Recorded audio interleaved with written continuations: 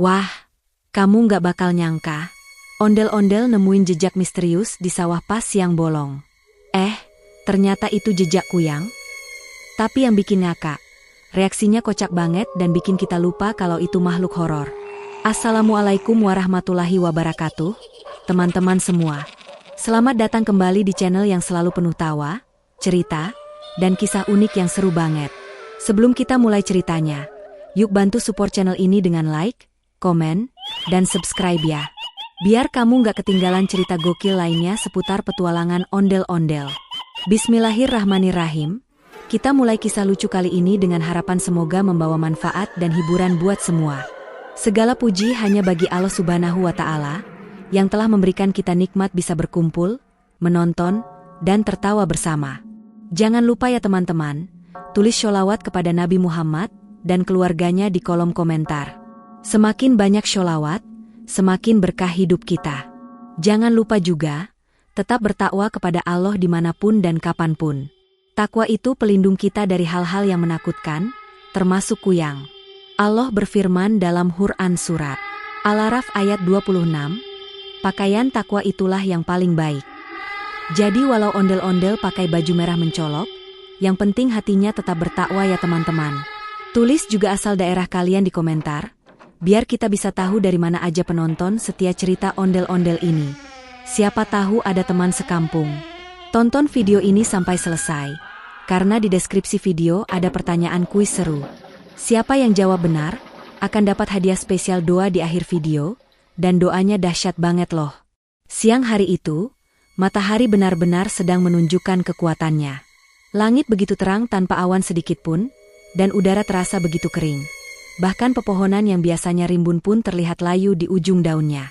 Di tengah suasana seperti ini, seorang ondel-ondel anak yang biasa dipanggil Cimug berjalan perlahan di pematang sawah. Ia bukan ondel-ondel biasa, melainkan ondel-ondel kecil yang bisa bergerak sendiri, punya akal, dan sangat penasaran terhadap hal-hal aneh di sekitarnya. Pakaiannya mencolok, warna merah menyala dengan corak bunga kuning dan hijau menghiasi bagian baju dan celananya. Sabuk kuning bermotif melilit pinggangnya, membuat penampilannya semakin khas Betawi sejati. Cimug awalnya sedang menjalankan tugas dari Sanggar Budaya Ceger untuk mengantar makanan ke rumah Pak Parman, juru pelihara gamelan yang tinggal di pinggir hutan kecil di ujung desa.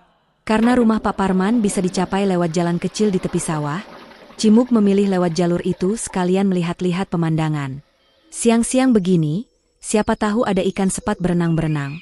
Gumam Cimug sambil melihat ke kolam kecil di sebelah kanan jalan. Namun, di tengah keasyikannya, ia tiba-tiba berhenti mendadak. Matanya menangkap sesuatu yang janggal di atas tanah kering pematang sawah.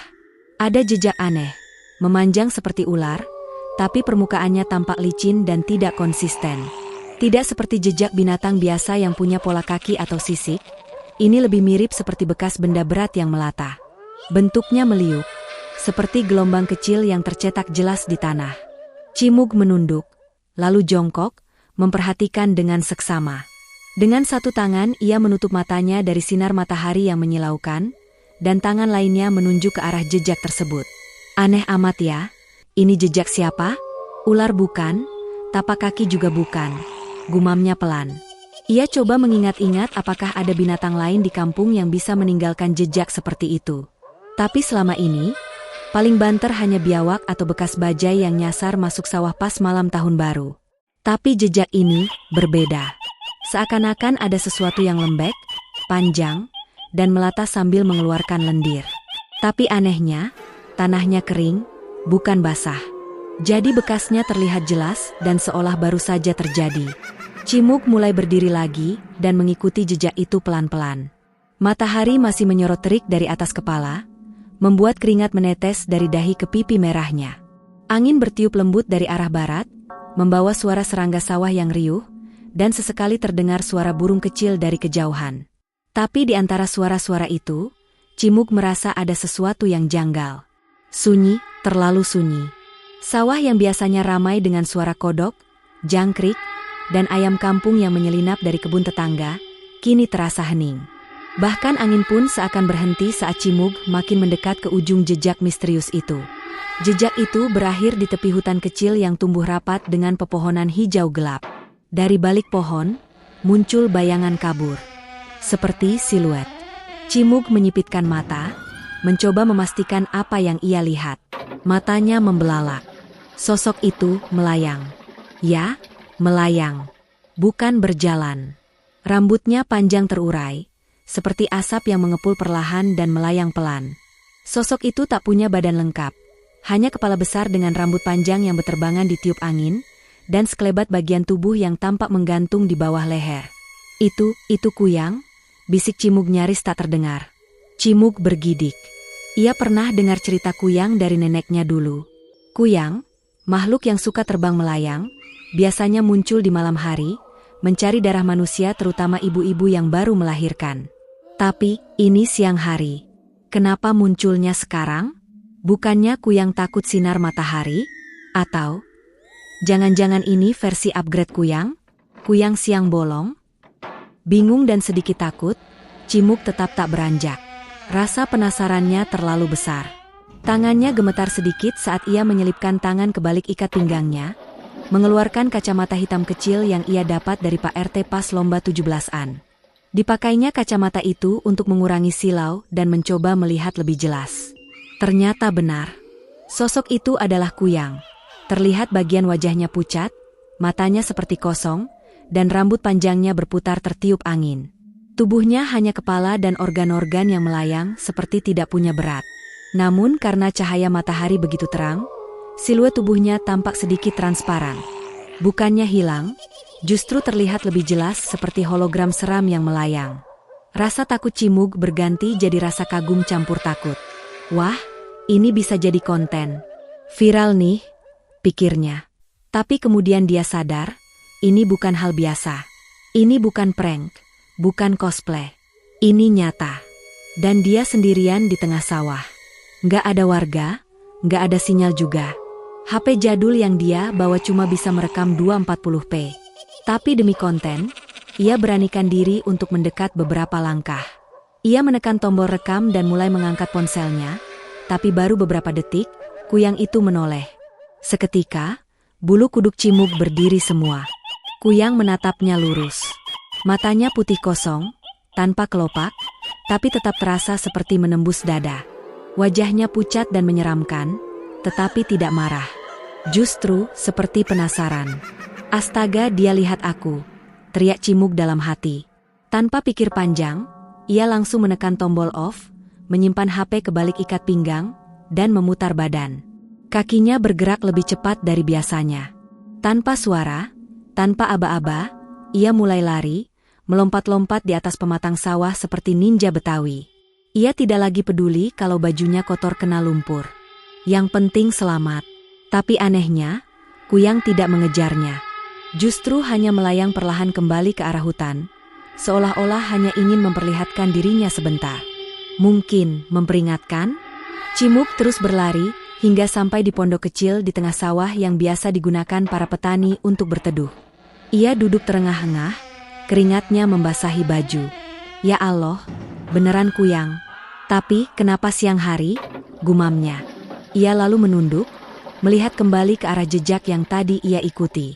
Jejak itu masih ada, tapi kini mulai menghilang perlahan, tertutup angin dan debu sawah. Dan dari kejauhan, terdengar suara seperti bisikan. Kamu yang cari aku, atau aku yang cari kamu? Setelah berhasil menyelinap masuk ke dalam pondok kecil di tengah sawah, ondel-ondel kecil bernama Cimug mulai menenangkan dirinya. Nafasnya ngos-ngosan, dadanya naik turun cepat seperti kipas angin rusak, dan wajahnya yang biasanya ceria kini tampak pucat lesu seperti tahu rebus kelamaan di angin. Ia mengintip dari celah dinding bambu yang sudah bolong-bolong.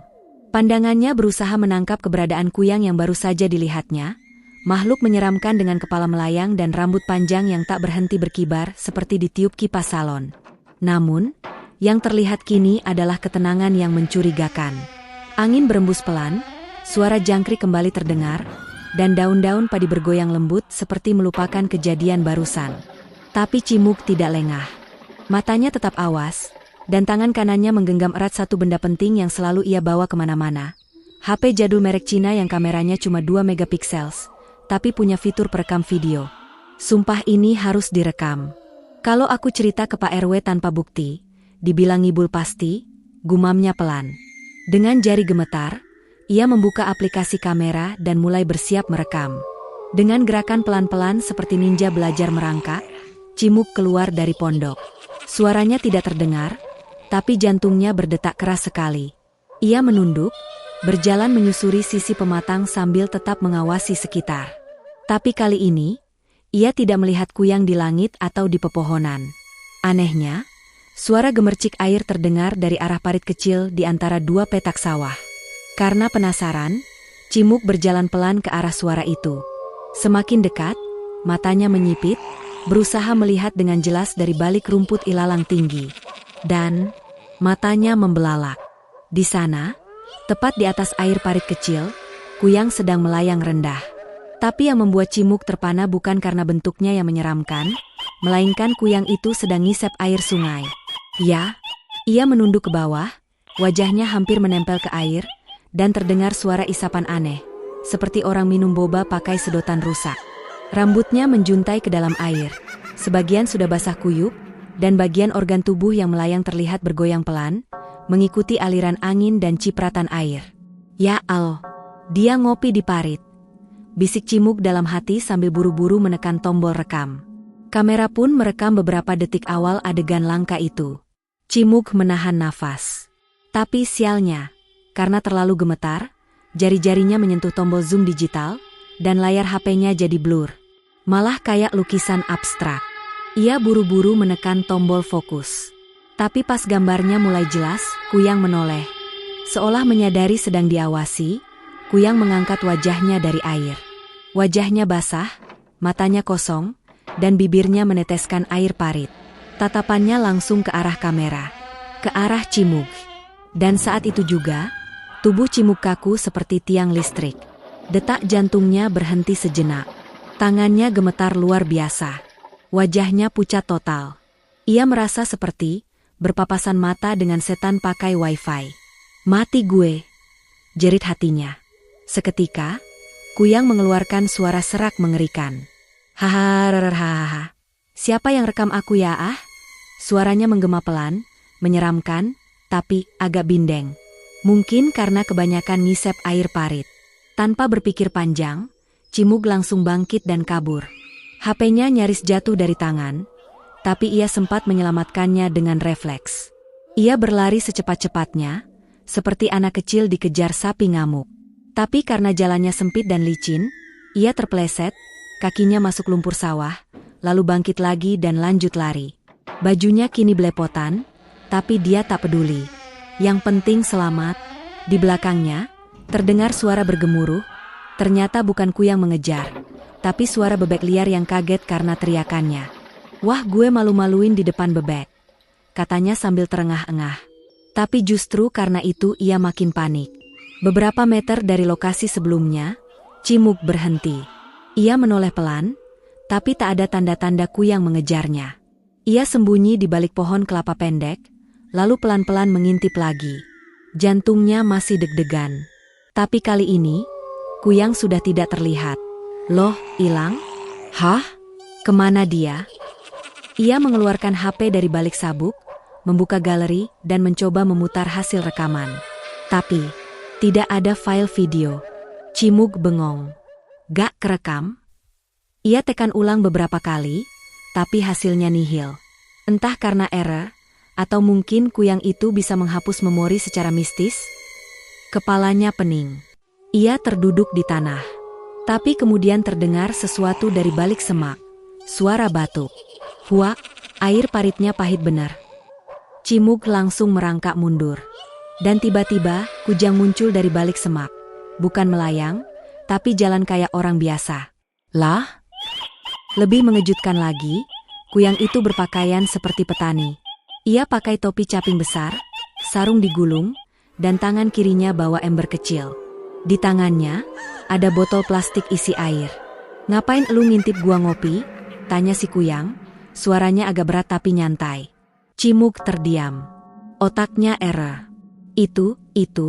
Bukannya kuyang serem dan terbang. Si kuyang malah nyengir. Lu pikir gue tiap hari serem gitu terus? Gue juga butuh ngadem. Loh, siang-siang panas begini, Mau nangkring di bawah AC kagak bisa. Rumah gua di pohon mangga. Tiba-tiba suasana jadi berubah. Cimuk malah duduk bersila. Jadi, elu bukan mau nyedot darah atau gangguin orang? Lah, elu pikir darah manusia enak diminum siang-siang? Gila kali. Panas begini mah mending minum air parit. Walau agak amis, tapi ya sudahlah. Jawab Kuyang sambil duduk di atas batu. Cimug heran, ini Kuyang atau petani nyambi cosplay? Obrolan mereka pun jadi makin absurd. Cimug bertanya kenapa Kuyang bisa muncul siang hari. Kuyang menjawab, gue udah daftar pelatihan siang. Jam kerja malam udah penuh. Banyak Kuyang junior. Jadi gue pindah shift siang. Cimug sampai bengong. Makhluk halus juga kena inflasi ya. Lama-lama mereka jadi akrab. Cimug akhirnya menyodorkan tempe mendoan yang tadi dibawanya. Mau? Tanya Cimug. Si Kuyang menerima. Makasih, ini lebih enak dari darah. Sumpah, katanya. Tapi di tengah keakraban itu, Cimug tetap gak lupa kalau dia harus tetap waspada. Kuyang tetap Kuyang. Jangan-jangan semua ini hanya akting biar bisa mendekati mangsa. Maka saat Kuyang asyik makan, Cimug diam-diam menyalakan HP-nya. Kali ini dia berhasil merekam. Tapi pas video selesai dan dilihat, Kuyangnya gak kelihatan. Di layar cuma kelihatan Cimug duduk sendiri, ngobrol sama batu. Jangan-jangan ini halu? Jerit Cimug. Tapi pas dia noleh, Kuyangnya udah gak ada. Setelah kejadian absurd tadi, bertemu Kuyang yang ngopi di parit dan ngobrol seperti tetangga depan rumah, Cimug masih merasa otaknya belum nyambung. Ia jalan pelan-pelan di pematang sawah, sambil terus menoleh ke kanan dan kiri. Kakinya sudah mulai capek, bajunya penuh lumpur, dan keringatnya seperti air mancur kecil dari wajah bulatnya. Tapi yang paling mengganggu adalah satu pertanyaan yang terus berputar di kepalanya. Apa benar tadi itu Kuyang beneran? Atau cuma halu karena kepanasan? Ia pun memutuskan untuk kembali ke jalur semula, mencoba mengikuti jejak aneh yang tadi ditemukan. Matahari masih menggantung di langit, meski sudah mulai agak miring ke barat. Suara burung-burung mulai terdengar lagi dari kejauhan. Langkah Cimug pelan tapi pasti. Tapi mendadak, ia merasa sesuatu sedang mengawasinya. Bukan hewan, bukan orang. Tapi semacam aura dingin menyelinap di tengah panas siang. Ia merinding. Cimug melangkah makin pelan. Di ujung sawah, ada ladang jagung milik Pak Darto. Jagung-jagung sudah mulai tinggi dan rapat, menciptakan lorong sempit di tengahnya. Dan di tengah lorong itu, ada seseorang berdiri. Tinggi, diam, tidak bergerak. Dari kejauhan, seperti sosok petani biasa yang sedang menyiram tanaman. Tapi dari cara berdirinya, terlalu diam, terlalu aneh. Cimug menyipitkan mata. Sosok itu pakai baju lusuh warna coklat, celana hitam panjang, dan caping besar menutupi hampir seluruh wajah. Di tangan kirinya ada gayung, di tangan kanan ada botol bekas air mineral. Sekilas tampak normal. Tapi Cimug yang jeli menyadari sesuatu, bayangan tubuh sosok itu tidak ada. Padahal matahari terang benderang. Semua benda, bahkan batang jagung sekalipun, punya bayangan jelas. Tapi sosok itu tidak meninggalkan bayangan. Seketika, alarm waspada di kepala Cimug berbunyi. Ini Kuyang lagi ya? Bisiknya dengan suara tercekat. Ia perlahan mundur, tapi malah menginjak ranting kering. Krak, suara itu terdengar jelas. Sosok di tengah ladang langsung menoleh, dan kali ini topi capingnya terbang ditiup angin. Wajah yang muncul di balik topi itu bukan wajah petani biasa.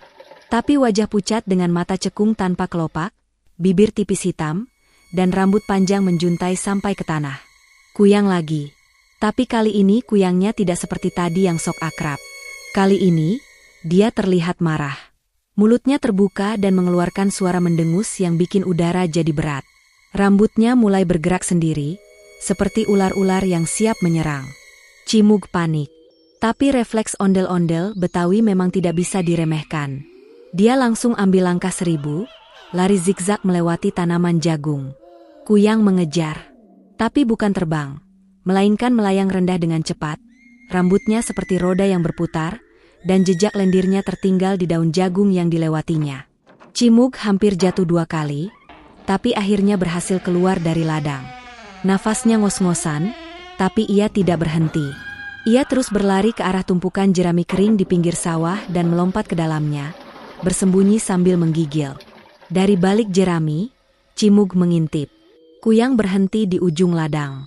Kali ini wajahnya berubah jadi lebih tenang.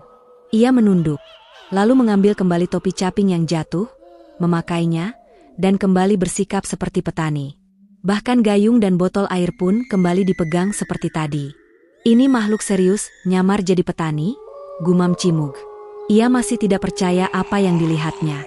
Kuyang mulai menyiram tanaman lagi. Tapi Cimug memperhatikan lebih detail.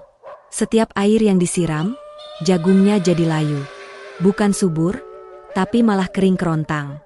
Ya Allah, berarti dia bukan nyiram buat nanem, tapi buat nyedot energi tanaman, bisik Cimug. Akhirnya, Cimug memutuskan untuk tidak lari lagi. Ia ingin tahu sampai di mana sandiwara kuyang ini berjalan. Diam-diam, ia berjalan memutar, bersembunyi di balik pohon pisang di dekat kebun, dan mulai merekam lagi. Kali ini ia jaga betul posisi tombol record, agar tidak gagal seperti sebelumnya. Kamera pun merekam kuyang yang sedang menyiram ladang. Tapi saat Cimug lihat hasil rekamannya, kuyang itu tidak terlihat di layar. Lagi-lagi yang terekam hanya ladang kosong. Seolah kuyang itu tidak pernah ada. Namun, air tetap terlihat disiram. Tapi tak ada tangan yang menggenggam gayungnya. Ya Rab, ini semakin gak masuk akal. Cimug mendesah keras. Dan saat itu juga kuyang menoleh. Kali ini tak ada waktu kabur. Kuyang melihat langsung ke arah tempat persembunyian Cimug. Tanpa berkata apa-apa, ia melayang mendekat perlahan. Suara angin berhenti. Daun pisang tidak lagi bergoyang. Waktu seakan membeku. Mata mereka bertemu. Cimug tak bisa gerak. Kuyang diam beberapa detik. Lalu, berkata pelan, "Lu suka ngintipin orang kerja ya?" Cimug bengong. "Gue udah baik-baik nyiram ladang, gak ganggu siapa-siapa. Tapi kenapa lu ngintip terus?" Lanjut Kuyang dengan suara berat, tapi nadanya seperti orang kesel karena diganggu istirahat. Cimug buru-buru berdiri, menunduk, dan berkata, "Maaf, saya kira situ mau nyedot darah." Kuyang melotot, tapi kemudian mendesah. "Zaman sekarang, stigma kayak begini tuh susah hilang. Tahu nggak? Orang kayak gue, kerja siang capek-capek, tetap dibilang nakutin. Gue ngelamar kerja jadi tukang ojek gak diterima. Jadi petani juga gak boleh. Salah mulu gue." Tiba-tiba Cimug merasa bersalah. Tapi, lu makhluk halus, dan ya biasanya muncul malam nyari darah. Kuyang menjawab, "Itu dulu. Sekarang gue reformasi. Gue ikut pelatihan balai latihan makhluk gaib. Gue udah pindah haluan. Cuma, ya tetap aja susah cari kerja kalau muka kayak begini." Cimug nggak tahu harus ketawa atau kasihan. Tapi akhirnya dia menyodorkan solusi. "Gimana kalau gue ajak lu ke sanggar gue? Jadi penari latar ondel-ondel? Rambut panjang lu bisa bagus banget buat efek dramatis pas musik Tanjidor." Kuyang mengangkat alis. "Serius? Serius. Tapi jangan isep-isep orang ya." "Gue udah tobat," jawab Kuyang, lalu tersenyum untuk pertama kalinya. Meski senyumannya agak ngeri juga. Setelah suara menggeram itu lenyap dan siluet Kuyang tak lagi tampak, suasana kembali tenang, tapi tidak dengan hati si ondel-ondel anak. Ia masih berdiri terpaku di bawah terik matahari, tubuhnya kaku, tapi matanya menyapu ke segala arah. Suara jangkrik yang tadinya bersahut-sahutan mendadak hening, seperti alam ikut waspada. Udara panas yang tadi membakar kulit kini terasa lebih dingin, menusuk, walau matahari masih menggantung tinggi. Angin bertiup pelan, membawa bau tanah basah yang aneh, padahal belum ada hujan. Ondel-ondel anak itu mundur perlahan. Takut jejak Kuyang itu tiba-tiba bergerak sendiri. Namun rasa penasaran tetap mengalahkan rasa takut. Ia menggenggam seutas rumput ilalang dan menelusuri jejak licin yang tadi sempat dilihatnya. Jejak aneh seperti bekas tubuh melata, panjang, berliku, dan meninggalkan bekas lendir tipis yang sudah mulai mengering. Ia berjalan perlahan, menyeberangi pematang sawah yang licin. Tangan kirinya sesekali menepis ilalang tinggi yang membungkus jalur misterius itu. Sekilas, ia mendapati bekas semak yang seperti terinjak atau tersibak paksa oleh sesuatu. Kaki ondel-ondel mungil itu tetap melangkah. walau napasnya mulai memburu. Siapa itu tadi? Kenapa dia terbang seperti kain, tapi punya rambut panjang seperti benang kusut? Gumamnya sendiri, berusaha memahami apa yang tadi ia lihat. Ia ingat betul, rambut panjang itu seolah mengepul, mengikuti arah angin dan gerak tubuh sosok terbang itu, seperti arwah yang tidak punya jasad penuh. Semakin jauh ia berjalan, jejak itu membawanya ke sisi semak belukar yang lebih rapat. Di bawah bayangan pohon jati yang rindang, suhu terasa lebih sejuk. Tapi justru disitulah udara jadi lebih berat. Aroma anyir menusuk tiba-tiba menguar. Ondel-ondel anak itu spontan menutup hidungnya dengan selendang kecil di pinggangnya. Ih, baunya seperti daging busuk, bisiknya, tapi tetap ia melangkah maju. Di antara semak itu, ia melihat sesuatu berkilat, sebuah kain panjang seperti selendang hitam yang tergulung. Tapi ketika ia hendak memungutnya, benda itu bergerak. Seketika ia mundur dengan jantung berdegup keras. Dari balik gulungan kain itu muncul mata. Mata merah menyala seperti bara yang menyipit, menatap langsung padanya. Ondel-ondel itu membeku. Rambut panjang seperti akar pohon menjuntai dari balik kain itu, dan di sanalah tampak kepala Kuyang yang perlahan terangkat dari balik semak, dengan urat-urat dan bagian dalam tubuh yang menggantung di bawah kepalanya. Kali ini si Kuyang tak terburu-buru pergi. Ia mengintai. "Apa kamu anak kecil?" Suara serak keluar dari mulut Kuyang itu, tapi bukan seperti berbicara, melainkan seperti suara angin kering yang lewat di antara daun pisang. Ondel-ondel anak itu berusaha tenang, walau lututnya mulai gemetar. "Aku cuma mau tahu siapa kamu. Kamu tadi lewat sawah, kan?" Tanyanya dengan suara pelan tapi berani. Kuyang itu tampak mengambang perlahan, tidak mendekat, tapi juga tidak menjauh. Mulutnya menyeringai. "Anak bukan manusia, wujudmu aneh," ucap Kuyang itu. Ondel-ondel anak itu sadar. Mungkin Kuyang itu juga bingung kenapa dirinya bisa hidup. Ia memang bukan manusia biasa. Ia hanya boneka tradisional Betawi, tapi diberi napas kehidupan karena doa dan harapan masyarakatnya. Dan karena itulah ia bisa melihat yang tak kasat mata. Ia bisa berhadapan dengan makhluk seperti Kuyang ini. Lalu Kuyang itu tertawa pelan. "Kau tak punya darah, tak bisa kuambil," katanya kecewa, lalu mulai mengambang pergi, tapi mata merahnya masih menatap tajam. Ondel-ondel anak itu tertegun.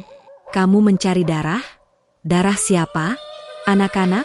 tanyanya cepat, sebelum sosok itu hilang. Kuyang berhenti, lalu menjawab pelan, "Yang lemah, yang akan lahir, yang belum siap, semua bisa jadi makanan." Kalimat itu membuat ondel-ondel anak mengepal tangannya. Ia tahu maksudnya. Kuyang sering digambarkan sebagai roh jahat wanita yang mencari darah bayi atau ibu hamil. Dan kali ini, sepertinya Kuyang itu sedang mengintai seseorang. Ia harus bertindak. Tapi siapa yang sedang diincar? Dan kenapa Kuyang itu muncul di siang hari, bukan malam? Bukankah legenda selalu menyebut Kuyang hanya keluar malam? Pertanyaan itu berputar di kepalanya. Lalu, tiba-tiba terdengar jeritan dari arah seberang desa. Ondel-ondel anak menoleh cepat, dan tanpa pikir panjang, ia berlari. Tapi sebelum ia pergi, ia sempat melirik ke balik semak. Sosok Kuyang itu sudah tidak ada. Hanya jejak lendir panjang yang terus berlanjut ke arah jeritan itu. Ia berlari melewati pematang, melompati gundukan tanah, hingga sampai ke halaman sebuah rumah kayu tua. Di sana, sekelompok warga berkumpul. Seorang ibu tampak pingsan, digotong oleh beberapa tetangga. Di dekatnya, seorang dukun kampung tengah merapalkan doa sambil memegang sapu lidi dan kendi air. Salah satu warga berkata, "Ibu lihat tiba-tiba pingsan, katanya tadi perutnya seperti dihisap angin dingin." Ondel-ondel anak menatap ngeri. Ia tahu, ini pasti ulah Kuyang tadi. Ia berjalan mendekat. Warga yang melihatnya langsung memberi jalan. Beberapa anak kecil malah sembunyi di balik orang tua mereka, karena ondel-ondel itu masih terkesan menyeramkan. Tapi kali ini, tak ada yang menertawakan atau mengganggu. Mereka tahu, ada hal gaib yang sedang mengancam. Ondel-ondel anak lalu berkata pelan pada dukun kampung, "Kuyang itu sudah di sekitar sini. Ia sedang mencari mangsa. Dan ibu ini bisa jadi sasarannya." Dukun itu menatapnya heran, tapi tidak menolak. Ia lalu meminta beberapa lelaki memasang pagar gaib dengan garam dan air doa. Kendi-kendi air doa ditaruh di 4 penjuru rumah. Di bawah kolong rumah panggung itu, diletakkan cermin dan paku besi, sebagai pelindung dari gangguan astral. Ondel-ondel itu ikut berjaga malamnya, meski hari masih siang. Ia tahu, kekuatan kuyang kali ini tidak terbatas pada malam hari. Dan ia belum selesai. Ia belum tahu kenapa kuyang itu bisa muncul di siang hari. Ia belum tahu kenapa jejaknya begitu jelas, seakan ingin ditemukan. Ada yang aneh, dan itu membuatnya tak bisa duduk tenang. Tapi satu hal pasti, ia tidak akan membiarkan satupun anak atau ibu hamil di kampungnya menjadi korban. Ia, walau hanya boneka ondel-ondel, adalah penjaga. Penjaga budaya. Penjaga warisan. Dan kini, penjaga manusia dari ancaman dunia tak kasat mata. Setelah peristiwa menegangkan yang melibatkan kejar-kejaran dan permainan persembunyian antara ondel-ondel kecil bernama Cimug dan sosok kuyang misterius, siang itu berubah menjadi sebuah klimaks yang tak terduga. Cimug yang masih terengah-engah, berusaha menyusun napas sambil terus menatap ke arah hutan kecil di balik petak sawah. Di balik semak dan pepohonan, rambut panjang kuyang masih tampak melambai tertiup angin, seolah-olah mengejek keberanian Cimug yang telah melangkah begitu jauh. Tapi Cimug tidak mundur. Justru kali ini, tekadnya semakin kuat. Ia tidak ingin cerita ini berakhir tanpa pemahaman. Ia tidak hanya ingin tahu siapa sebenarnya kuyang itu, tapi juga apa yang membuat makhluk seperti itu muncul di tengah siang bolong, bukan waktu biasa bagi entitas gaib beraksi. Dengan langkah pelan namun mantap, Cimug mulai melangkah ke arah suara-suara lembut yang terdengar dari balik semak. Suara itu bukan seperti bisikan gaib yang menakutkan, melainkan lebih menyerupai nyanyian kuno, lagu berbahasa Banjar yang mengalun lirih. Semakin dekat Cimug mendekat, semakin jelas pula wujud dari kuyang tersebut.